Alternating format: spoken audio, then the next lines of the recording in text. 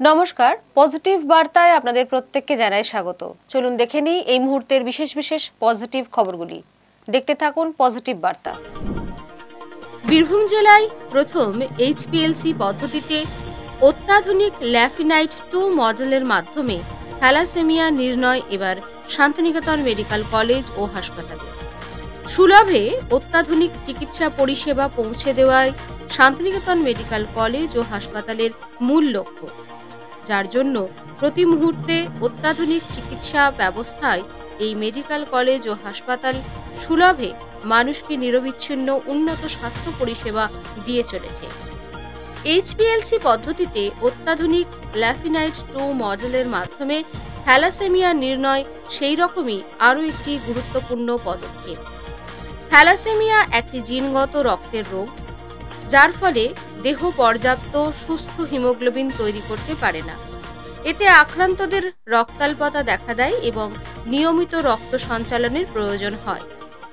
এই রোগ মূলত বাবা মা উভয়ের মাধ্যমে সন্তানের মধ্যে জিনের মাধ্যমে ছড়িয়ে পড়ে, তাই এটি বংশগত।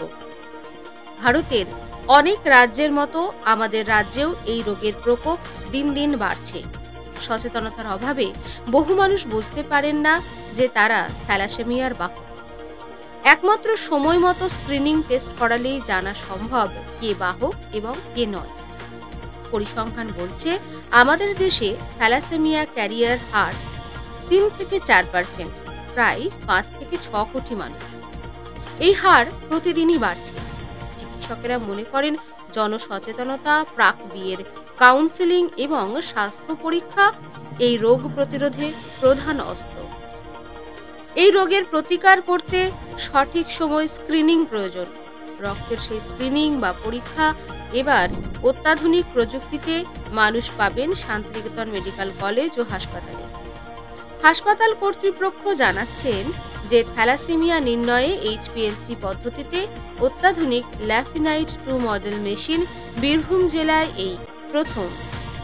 এই অত্যাধুনিক মেশিনের সাহায্যেই সেই দিনই রক্ত পরীক্ষার ফলাফল হাতে পাওয়া সম্ভব হবে।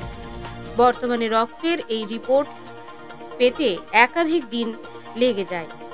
স্বাভাবিকভাবেই শান্তিনিকেতন মেডিকেল কলেজ ও হাসপাতালের এই নতুন পদক্ষেপে উপকৃত হবে সাধারণ মানুষ। এখন নিচ্ছি একটু বিরতি, সঙ্গে থাকুন। আপনারা দেখছেন পজিটিভ বার্তা platform. Think positive, be positive.